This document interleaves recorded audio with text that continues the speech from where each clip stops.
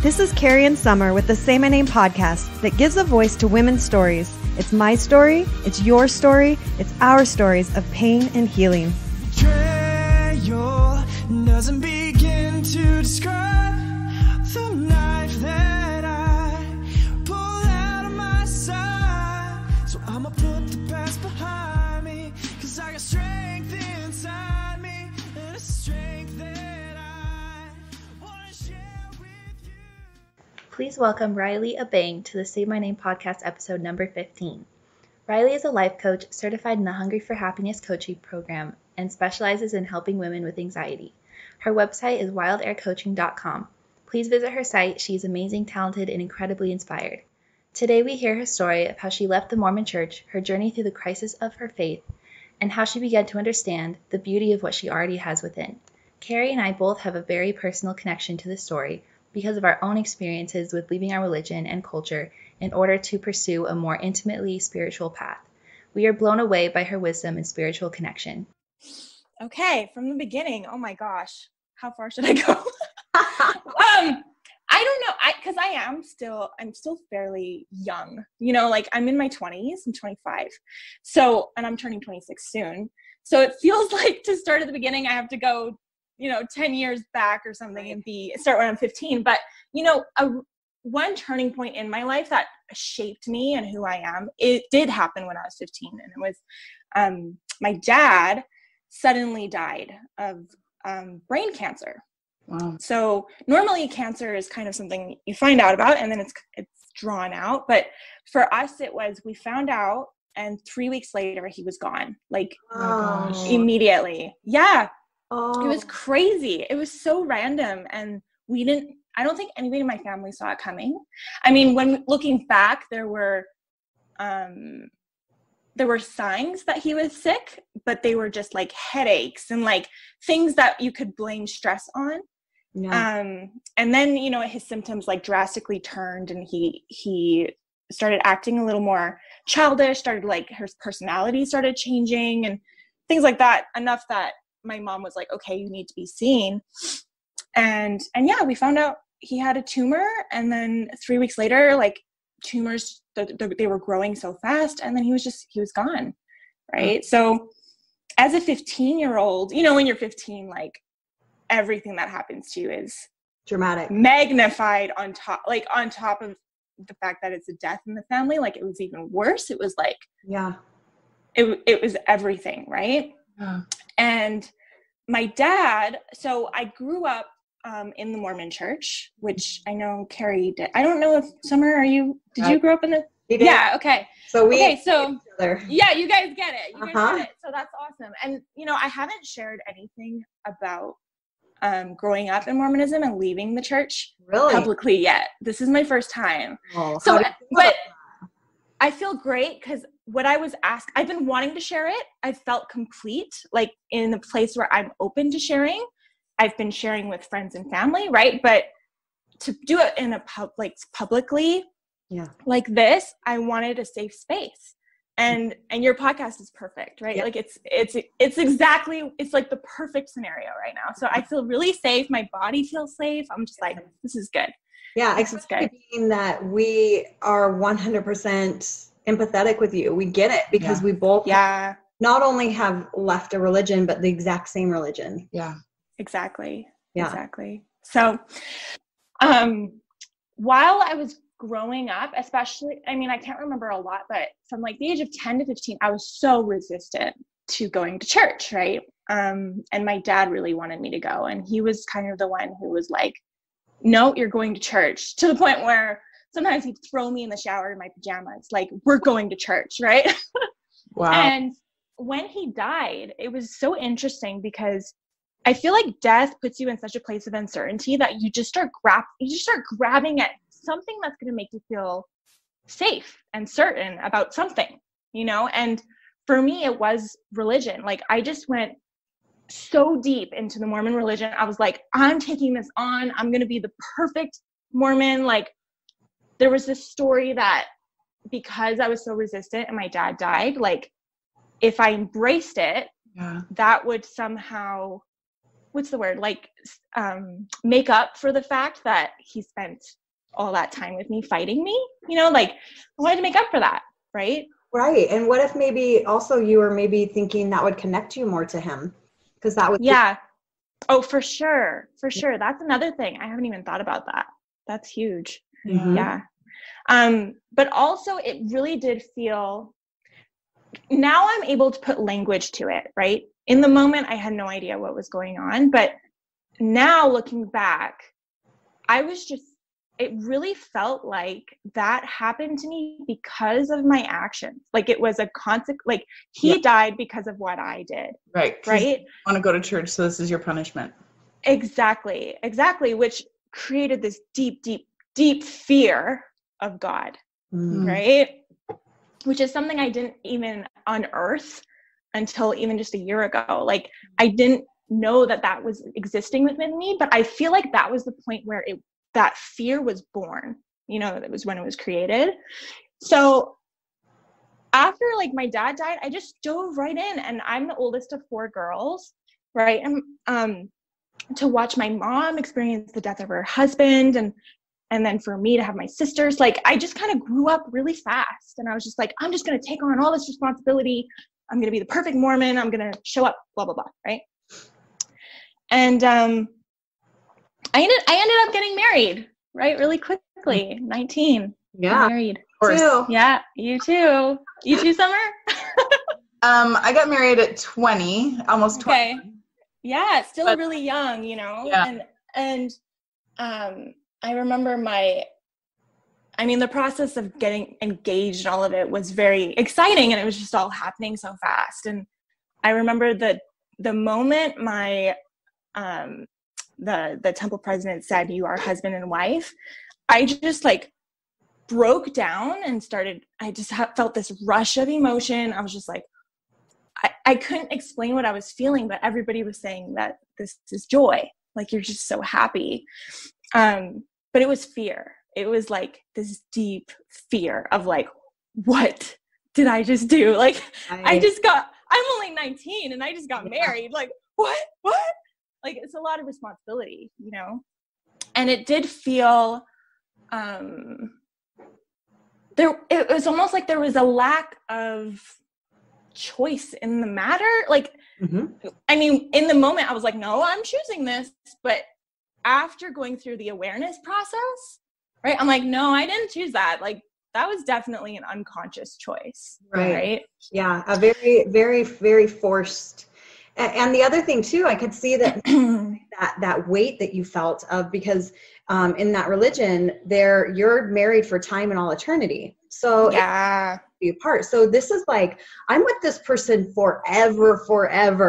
It's like, yeah, did I really make the right? I mean, it's an intense decision, and and what was big for me that day was like, something that was really big, and I remember this still. I wrote about it the other day because, we're looking into our stories and things. And I wrote down, I remember feeling like, how do I explain this? Like, in that moment, I was like, that's it. Like, I can't ever get divorced. I can't ever leave this relationship because that would be wrong. And I don't do things that are wrong, ever. Right?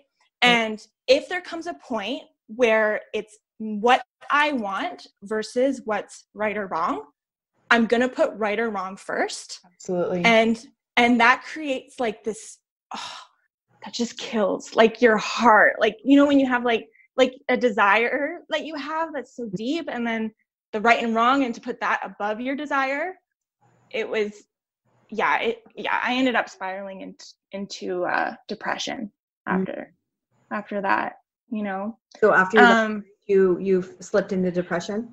Yeah, it was worse after I had my baby, because I had my first baby. It was like 2 years after we got married. And during those 2 years, I was really distracted by school because I was going to BYU. So at school, like, I just went into this perfectionist mode, right? Like, getting all the A's. A B would just like kill me. Like, I had to get all the A's. I had to do it perfectly. I did 4 years worth of schooling in 2.5 years. Like I actually squeezed it down, you know, like wanting to be a high achiever, wanting to just like show the world like what I could do. Right. Mm-hmm. Yeah. So it wasn't until like I graduated and I found out I was pregnant the week I graduated. And then after that, it was just spiral, like depression, because I was so burnt out from school. Plus I'm married, plus I'm about to have a kid, plus I don't know who the hell I am. I was just like, what? How old were you when you were pregnant? 21. Okay. Was it a planned pregnancy? It was, yeah. I mean, looking back, right, it's the same thing as the marriage. It was so unconscious. It was just the next step. Yeah. Right. Expectations. Right. It was just like, well, we've been married for 2 years. I guess it's time to get pregnant.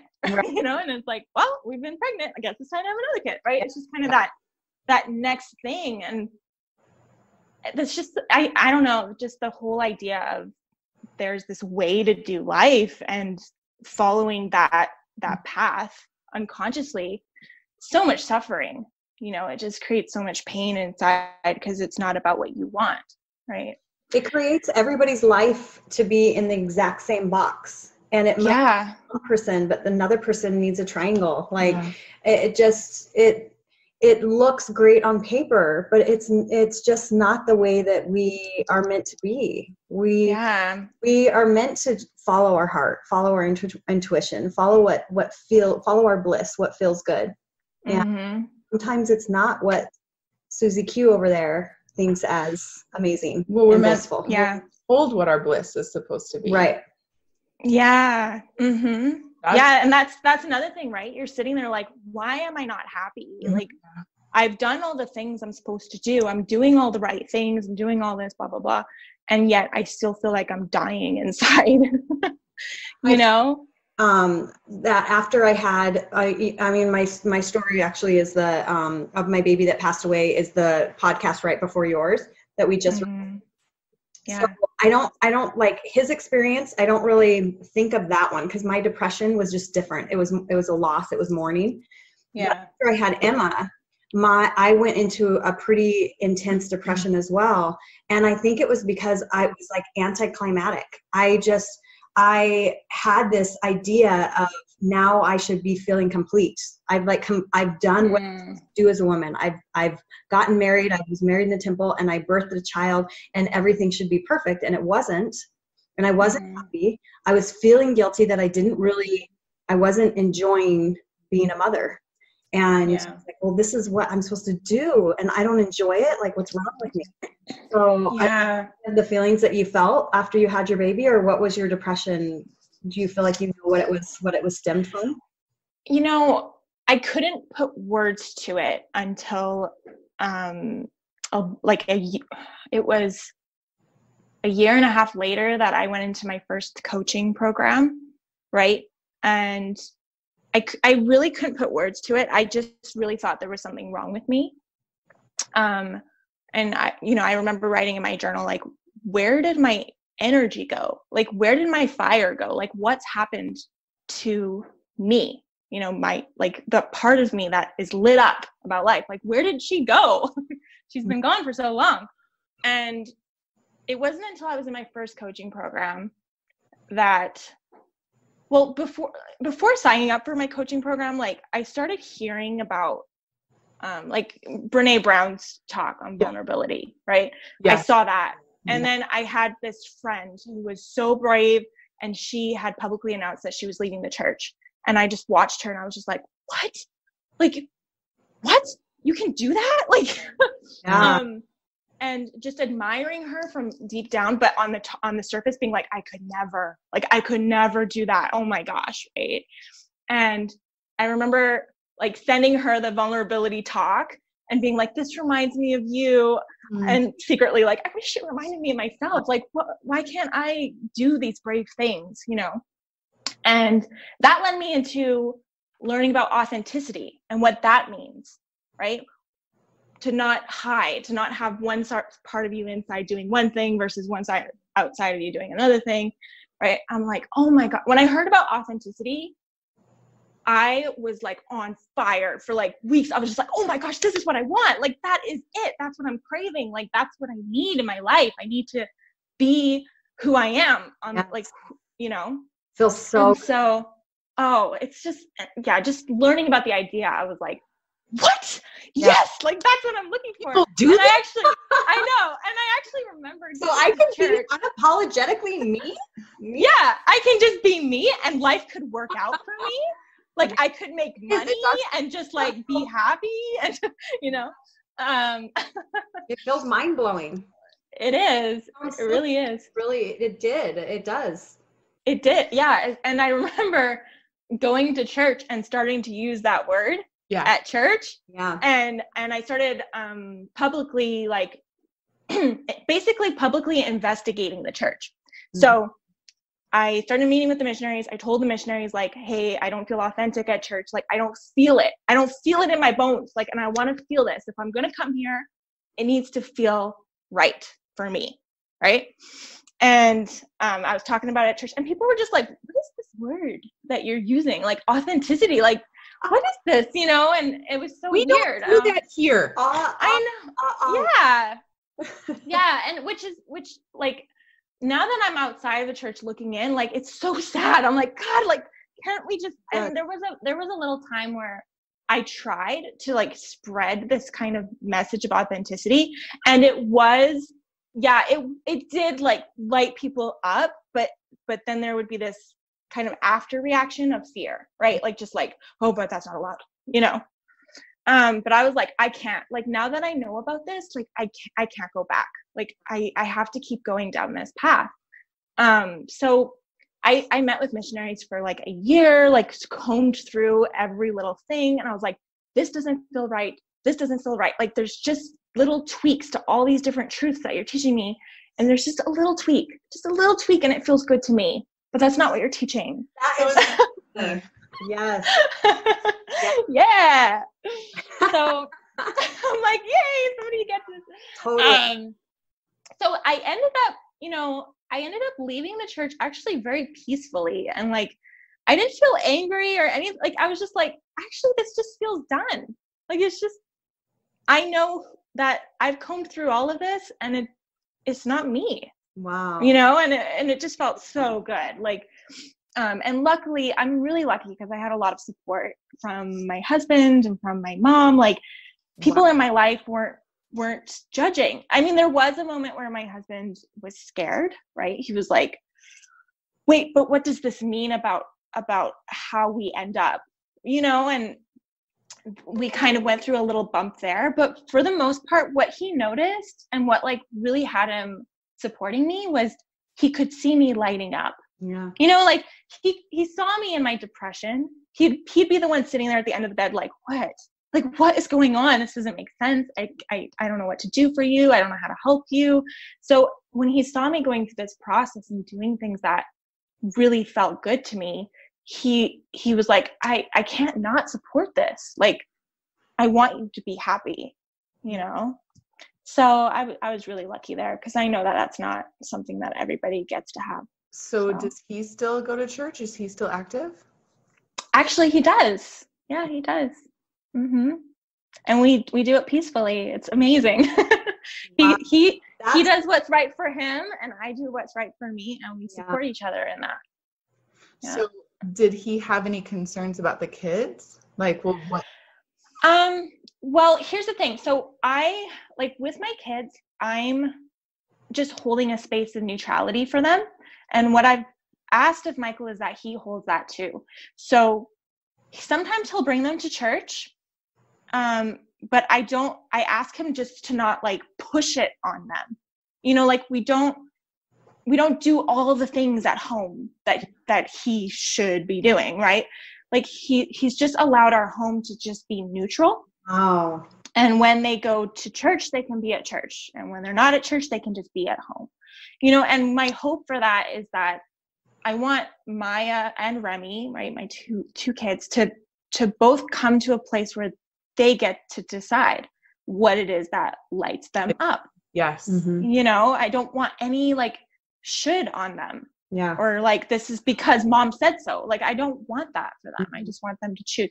And if they choose that going to the Mormon church lights them up, great, go for it. Like, you know. Oh, can you hear me? You're okay now. You're good now. Yeah. Okay. It started to kind of go robotic. So repeat that again, just in case if it recorded weird. Okay. Yeah. So What was it? Just that you want your children to have the choice. Yeah. That mom. I want them to be able to choose something that lights them up. So if going to the Mormon church genuinely lights them up someday, I will allow that. yeah. You know, it's just really about feeling it in your bones. Like, I just want everybody to feel what they're doing in their bones, and that's what they're doing. I love your story because it's so fun, because we all have our own unique story of our experience in the Mormon church. And that I was really, really, really religious and Mormon, and my ex was innocently researching the Mormon history, the religion's history, and just stuff that just couldn't it just couldn't resonate with his soul, and he couldn't be a part of the church anymore because of all the information they learned, and didn't tell me about it. But I could just feel that something was off, and we ended up having a conversation, and he ended up telling me, I don't believe in this religion. And just with the mentality that I had and the belief that I had, I was like, we can't be married then. I can't be with somebody who doesn't believe in this religion. And I remember thinking my whole entire life was going to crumble at that second. Pure panic of, oh my God, I have this horrible husband that like is basically taken over by the devil. And we really worked through that and found a space to where I felt okay and he was okay. And basically it was that he had to come to church with us. So we looked like the good Mormon family, and then he could, believe and think however he wanted. But it was basically like, if you want to be with your family, you're going to have to continue going to this religion. And now where I'm at, not being in the religion, I have so much appreciation for him for doing that, because it was going against his belief system and what he felt like was right or wrong, but he continued to go for our family. So just going back to your story, like, it's so beautiful that your husband is willing to accept you for who you are and respectful of your beliefs, and is not trying to push you, because I didn't give my husband an option. Like, as I know you're going. Yeah. Be married to me. So for sure. And I am really lucky. He said that a few times to me. He's like, you know how lucky you are that you married me, right? I'm just like, yeah, I guess so. And it's so fun for him. Not fun. It's been amazing for him to watch my transformation. 19-year-old Riley and me now is like completely different human being. Yeah. Woman. I can't believe that he even married me, first of all, but like stayed with me through all my stuff, like the 19 and the 20 and the 20. Like, it was just insanity. I mean, I would fight with him, so much conflict, so like wanting to be perfect, like all of this stuff, wanting to control him, needing his validation. There were so many different pieces to where I was, but ultimately it just came down to this thing where I was just like, I have to figure this out. Like, I can't just keep going down this thing.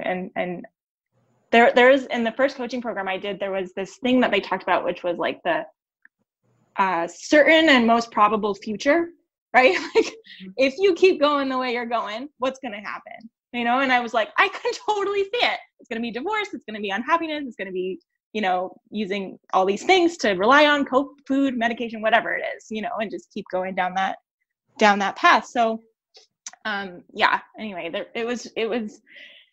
there came a point where I was just like, this has to shift, and I have to be brave. I have to be brave and say the truth. Right. Yeah. So, yeah. Amazing. So a couple of things. I felt really similar to you. I wanted so much to make it okay when I went to church. and I would translate what was said in my mind and make it something. Yeah. And I did that for several years. And I even had an acronym for Satan because I just couldn't stand the thought of there actually being a Satan. So, well, maybe every time I hear the word Satan, I'll just think saying anything or thinking anything negative. That's what I'll think that really means. Wow. And I mean, all kinds of things like that, because I wanted to make it okay, but it took so much emotional energy. Come home from an activity or church or whatever, I was exhausted and can't keep that up.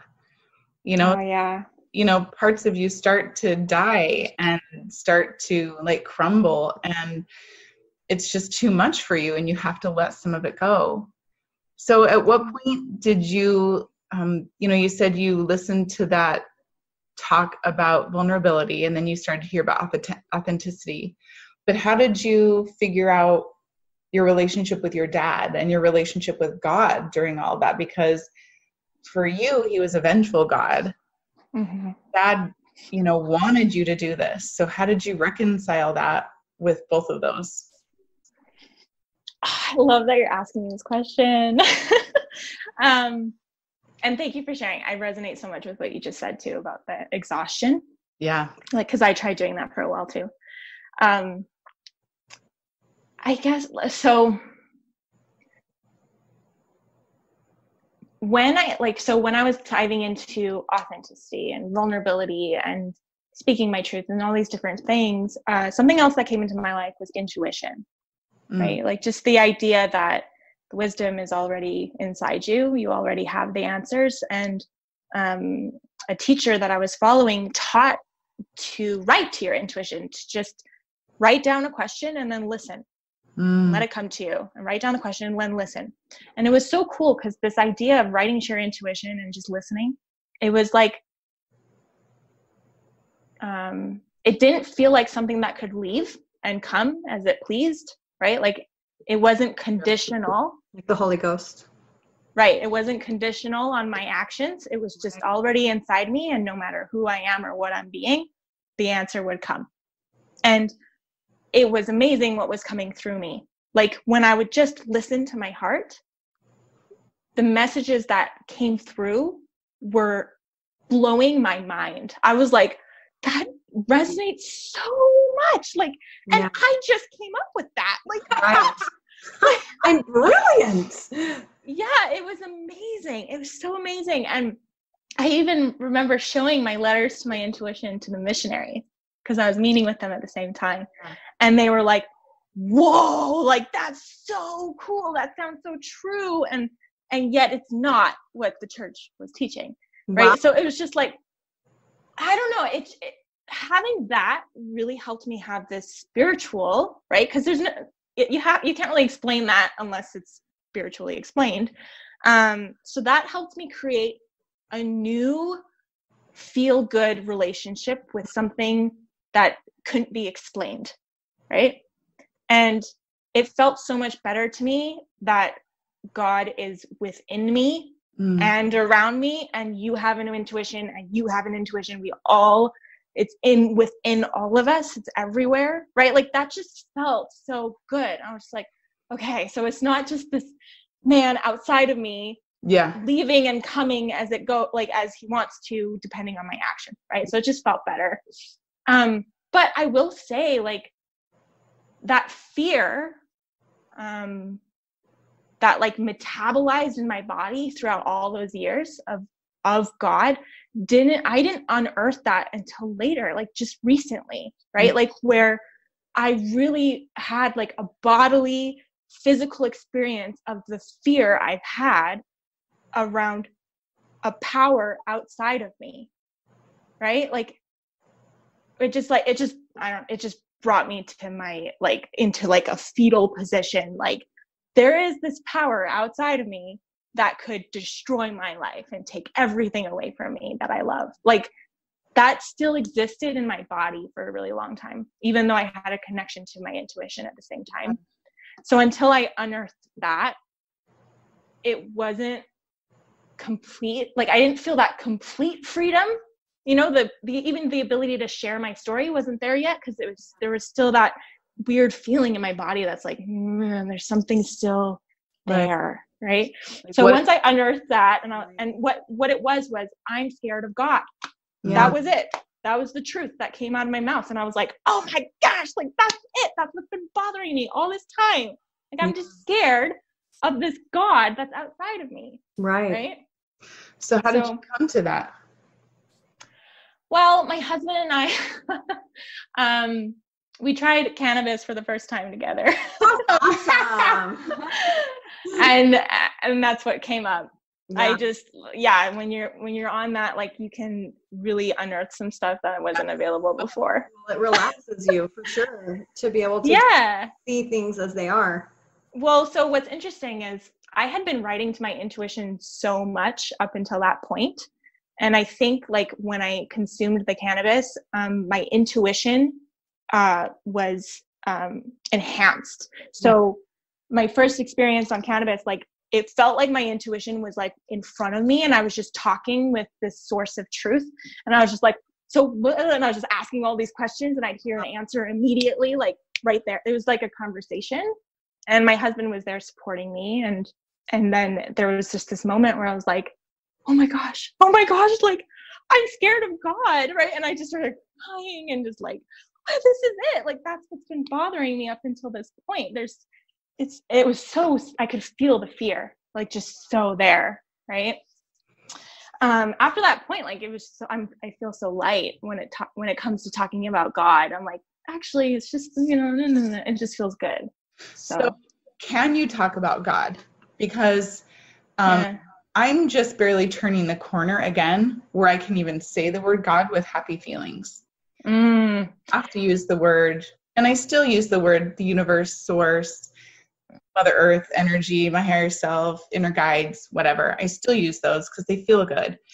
But I'm just barely turning the corner where saying God feels good, because for so long, God was, like you said, an emaciated Santa Claus sitting on the telling me that what I was doing was wrong and I had to prove myself. So I'm just getting there.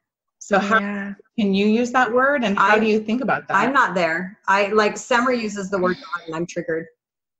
It depends who I'm talking with, Summer. Like it really, I change the word depending on who I'm talking to and how they understand what I'm talking about. True. Yeah. So there's some clients I have that I use the word God because they're still in a Christian religion.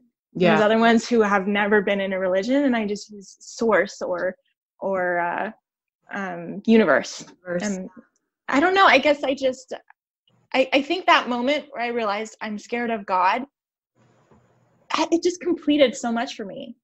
Just realizing that was what was bothering me. Like, and then after that, it just felt like I'm brand new. Like it was like a new beginning.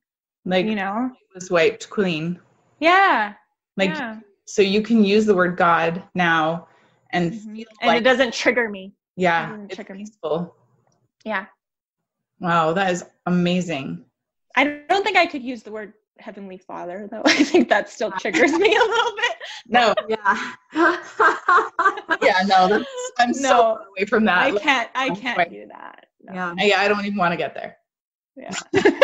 So far away, I don't even.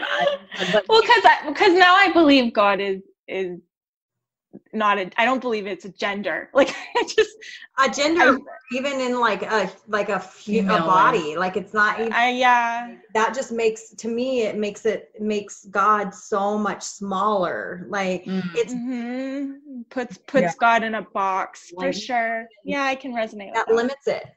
Yeah. Yeah, so completely. How did you, all right, here's the question that I want to ask members of the church and people who haven't been going to church alike. So when we were taught about the Holy Ghost, when we were taught about the Spirit, we were taught about feelings in our body. We were taught about tingling or chills or things like that. That was supposed to represent the Spirit, the Holy Ghost. Mm-hmm. But I got chills and feelings in my body when I was doing other things too, not just at church. And then I remember someone explaining that away, like, well, then that must have been inspired by God. It was something good. You know, like one of the articles of faith is, you know, whatever is good, we seek after these things. So that must have been good in some way. And so that's why you felt the Spirit. Mm-hmm. So how, like, when you were transitioning, you know, to out of the fear, how did you reconcile or explain or understand, you know, the Spirit and what that was when you felt tingly, when you were in a Sunday school lesson, or when someone was bearing their testimony, or when you heard a hymn or something? That's a good question. It's so weird because I feel like it was even before I was like in my depression. Like, I think in my depression, I let go of Holy Ghost, Satan, like all of those different things. It just felt so irrelevant to the pain I was in that I was just like, I'm just going to stop thinking about that stuff because it's just making me feel worse. To think like this is my fault and right. So it's so weird because I remember like when I first started meeting with missionaries and having the pamphlets, right, that explain things so simple, right? Yeah. The Holy Ghost is blah, right. Satan is blah, right? And I was just I just remember reading it and just being like, this just feels really silly. Like it just feels really trivial.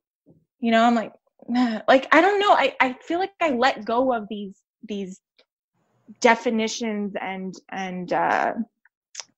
entities, I guess is the word, like these different entities that we're taught about. Like I let it go pretty early because it just felt so like, that's not going to help me be happy right now. Like, I just want to feel some kind of joy and lightness today.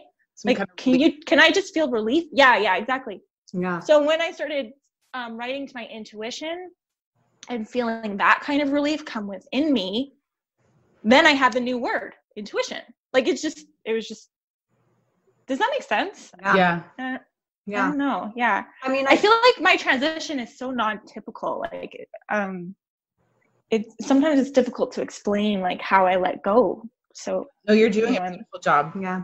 So much of the stuff and not just the Mormon Church, but in a lot of religions are, they have, you know, good intentions with what they're trying to teach, but it's a lot of stuff that's outside of us. And that if we're not a certain way, we now have lost that privilege of using it.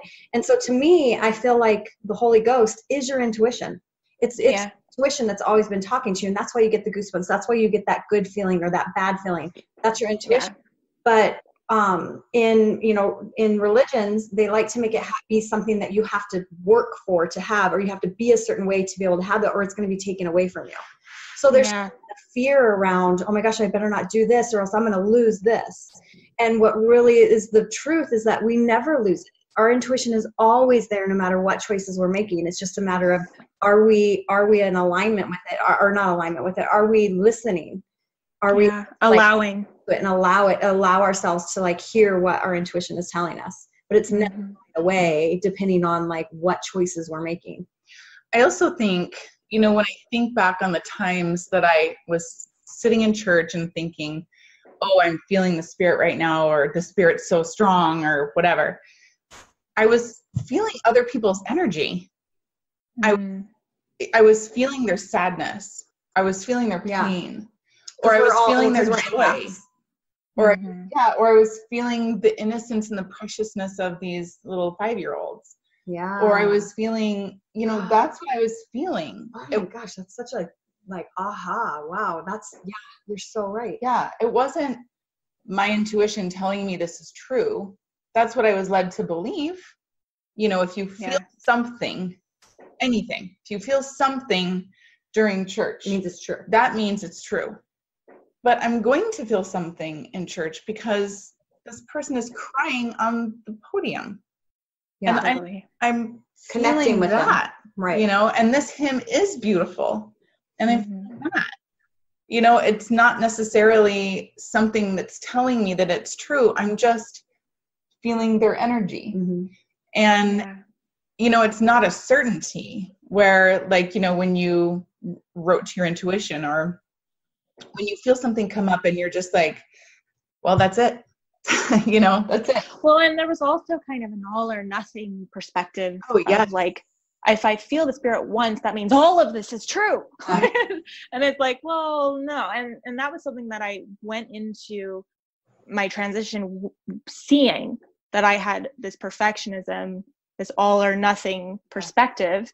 So I was very aware of that going in, like, this isn't all or nothing. There may be a chance that something I learned with missionaries is true for me, while other things might not be, right? So I just kind of let it be gray. How did you do that? Learning about perfectionism before. Like, just being like, somebody being like, you're a perfectionist. I think I had like a free call with a coach or something, and she was like, yeah, you're definitely struggling with perfectionism. Like, you're always going all or nothing. And oh, totally. That was when I started, like, I was struggling with binge eating and, you know, doing the all and the restriction and blah, blah, blah. Right. So, yeah. And that was when I was like, oh yeah, I totally am struggling with perfectionism. And I'm going to let that go. Like, I just want to be gray. I'm just going to be in the middle. It's tough though. You know, there's even still days today where I'll find myself going all in or all out. But, there was just, it's about having a relationship with that part of you too, and just honoring that she's there, and this is part of who you are, and almost kind of just have a relationship with her, and just go, I see you. I see you're trying to come out and make everything just perfect and right, but like, it's okay. We can have a bit of flexibility to this. Well, and how it something so big for me is how that all ties into self-worth. You know, like, the reason you're doing that in the first place is because you want to feel valuable. You want to feel like you're worth something in the world. And if you do it perfectly, that means you're worthy. That means you have value here. And then seeing that, and then being able to make myself feel worthy, and just like bringing that feeling in my body. Like, when you uncover all these layers and you get to why is this happening in the first place? Right. You know, it all comes down to this idea of conditional and unconditional. You know, it's like, is it outside of you or is it inside you already? It's inside you already. Like, it's already there. I am so in awe of you. I know. You are 26 years old. Yeah. I am telling you, it took me decades to figure this shit out. Like, not when I was 26, I was so deep into that. And if you would have said, you don't have to be black or white, you can be gray, I would have been like, what? Bullshit. What the hell are you? Yeah. It's your perfect or your shitty ass broken. That's what you are.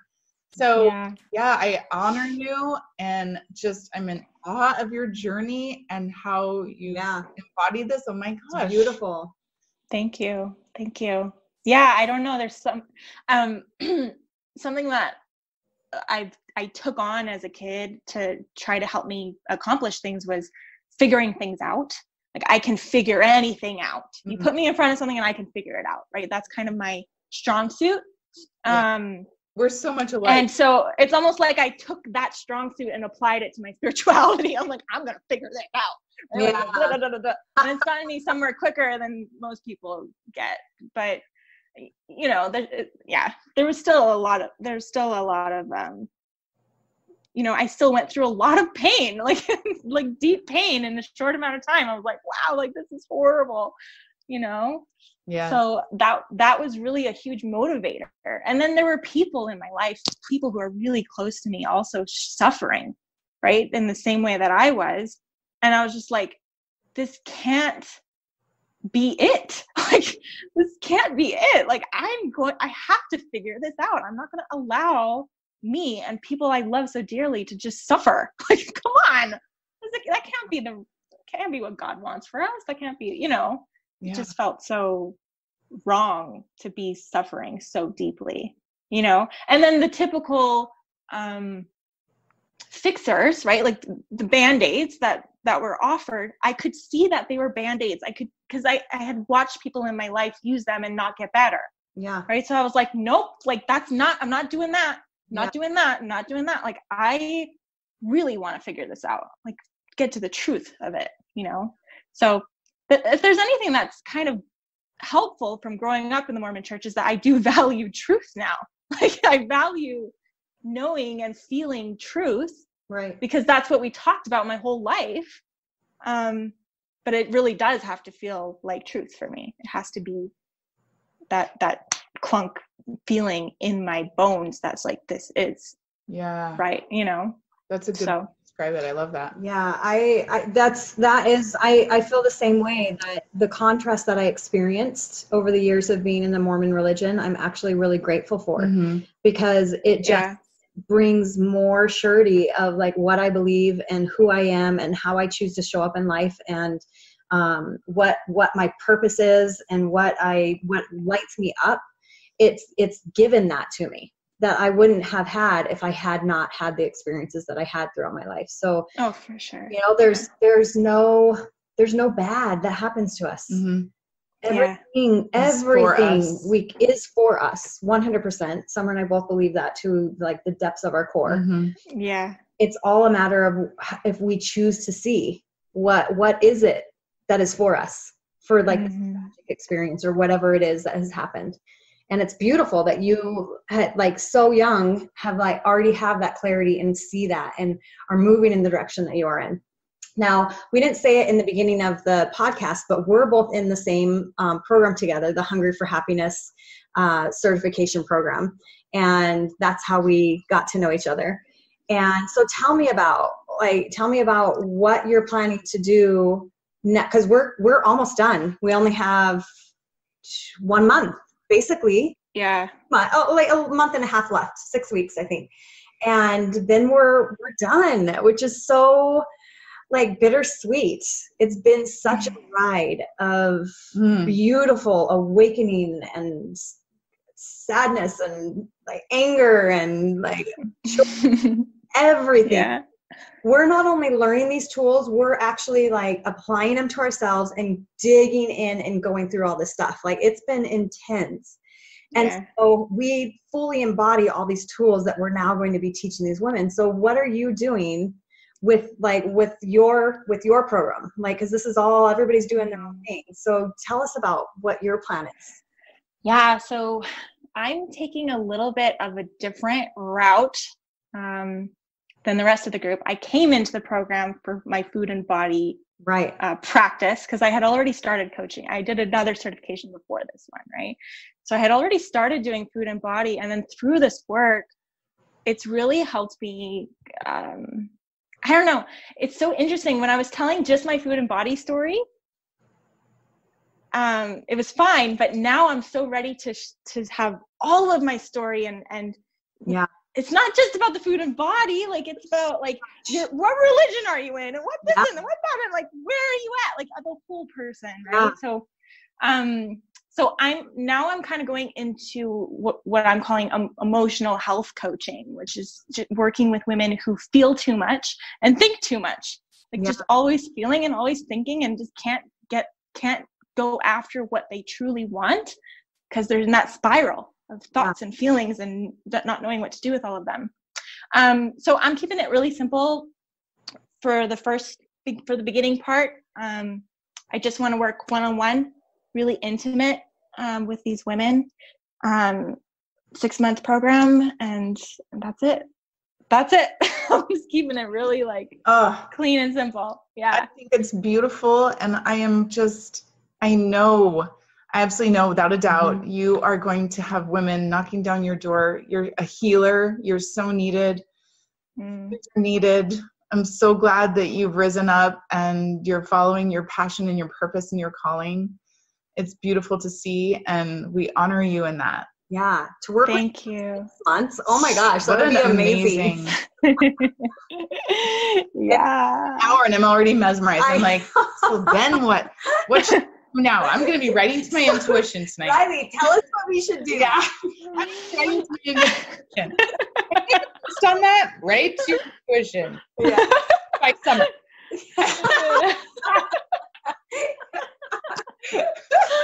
Oh man. So well, thank you. I really appreciate the safe space.